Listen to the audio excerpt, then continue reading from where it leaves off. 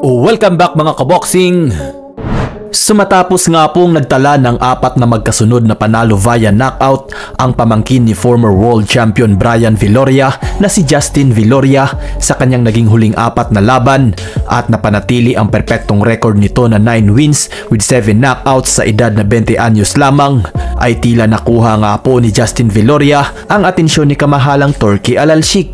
Dahil matapos nga pong kinumpirma ni Al-Alshik na tuloy na ang bigating bakbakan ni Terence Crawford at Mexican boxing superstar Saul Canelo Alvarez ngayong paparating na Setyembre 13 na gaganapin sa Las Vegas at ipapalabas sa Netflix, ay nagpost nga po si Turki Al-Alshik sa kanyang social media account na ayaw na nitong makakita ng mga boxer na parang si Tom and Jerry na naghahabulan sa ibabaw ng lona at wala na daw itong balak suportahan ang mga boring na boxing match sa Riyadh season. Dahil dito, gumawa pa nga po ng video si kamahalang Turki Al-Alshik upang personal na imbitahin ang mga mas bata, talentado at gutom manalo na mga boksingero. At ibinunyag nga po ni Al-Alshik ang mga posibleng kunin nitong boksingero para maging undercard sa bakbakang Crawford at Canelo na tinuturing nitong Battle of the Century.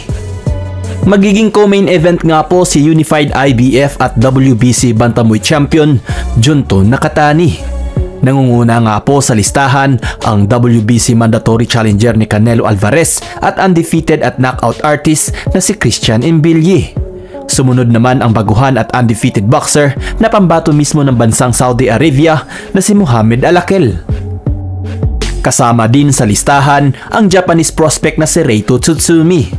Sinundan ito ng ating pambato na si Justin Viloria. Pasok din sa listahan ang undefeated na 18 anyos at knockout artist na si Emiliano Alvarado. Ang top prospect ng Amerika sa cruiserweight division na si Jamar Tali. Ang ring ambassador at top contender sa lightweight division na si Abdullah Mason. At ang pambato ng bansang India sa welterweight division na si Nishant Dev. Napakalaking oportunidad nga po kung mapalaban si Justin Viloria sa Riyadh season at makapagtala ng impresibong panalo. Tiyak mapapalaban ito agad sa mas mabigat na laban, lalo pag si Turki Al-Alshik na ang trumabaho. Sa ibang banda naman mga kaboxing, tila naging pasmado nga po ang bibig ni former 4 Division World Champion at boxing legend na si Roberto Duran matapos nitong diretsahang sinabi sa panahong nagretiro ito sa edad na 50 anyos ay di daw ito mahihirapang talunin sina Floyd Mayweather Jr. at pambansang kamaong Manny Pacquiao. Nakakaawa lang daw ang mga ito. Dagdag ni Duran, sa 33 taong karera nito sa boxing ay iniisip nitong walang makakatalo sa kanya at nakakatiyak daw itong walang masamang mangyayari sa kanya sa ibabaw ng lona. Lumalaban daw siya para mambugbog at manalo at i-knockout ang kanyang mga kalaban. Tingnan na lang daw natin ang kanyang boxing record.